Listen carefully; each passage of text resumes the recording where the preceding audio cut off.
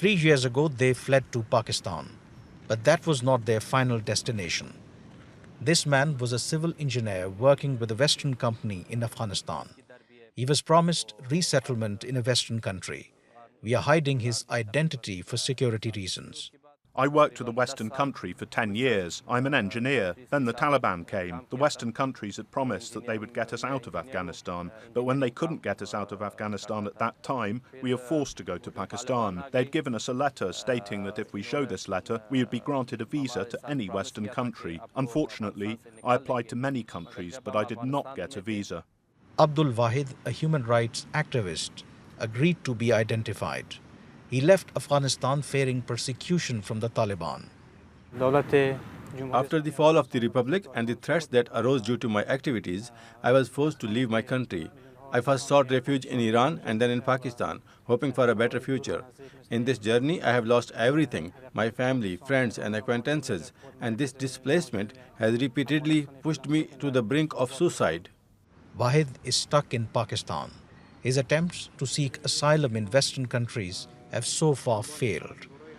Zahid, an Afghan journalist, has his own story to share. I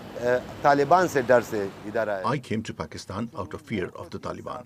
I'm a journalist. The Taliban were after me. They say I'm not a Muslim and that I work with America. Because of this, I'm compelled to leave. America has promised me that they will give me a visa. The US and its allies promised special visas for Afghans who worked for them during their 20-year military campaign. When former President Ashraf Ghani fled Afghanistan in haste and Kabul fell, much to the surprise of the outside world, the US-led foreign forces could not evacuate Afghans who worked for them.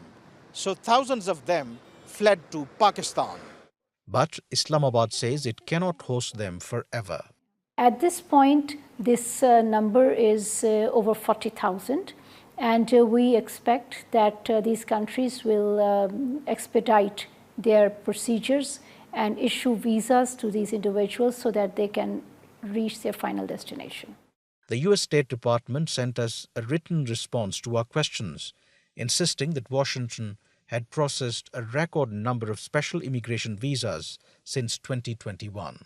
The State Department spokesperson also highlighted the complexity of the process and the reasons for the delays.